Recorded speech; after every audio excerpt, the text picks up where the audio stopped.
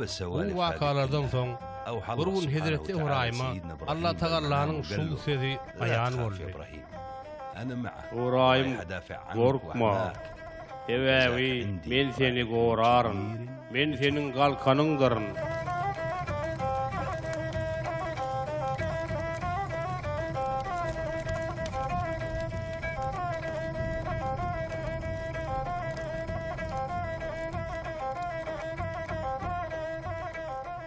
Ey Allah'ım, ya Rabbim, senin bana berjek bu zatlaryň meni begendirmez.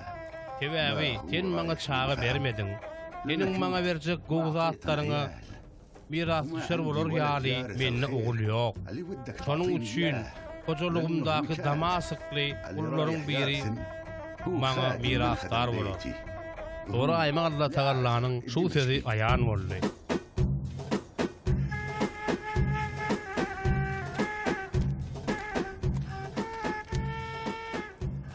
Yok İbrahim, senin mirasdaryň guluň bolmaz. Öz biliňden önjek senin mirasdaryň bolar. İbrahim, çadyryňdan daşary çykda asmana seret. Sen şol görünýän ýyldızlary sanap bilseň sanay. Sen ýyldızlary sanap bilmeýşiň ýaly, şonçoda nesillerini sanap bilmersiň.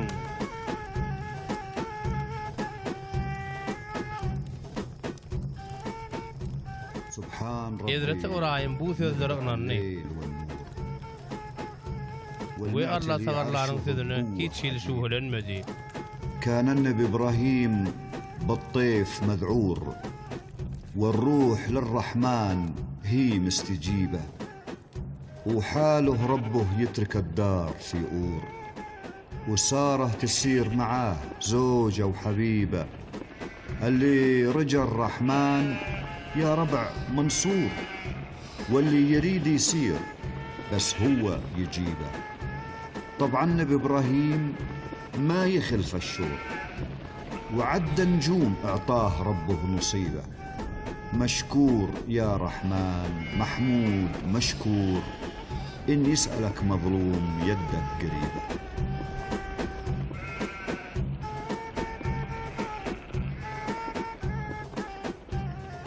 Hazretimiz İbrahim özünün godalanlygyny, aýaly Saranyň öýrenmesizligini gaty gowy diýerdi. Emma muňa garamazdan ol Allah'nyň hemme zady başarýandygyna inandy. Bu oňa beýik güýç berdi we hemişe Allah'ny şöhratlandyrdy.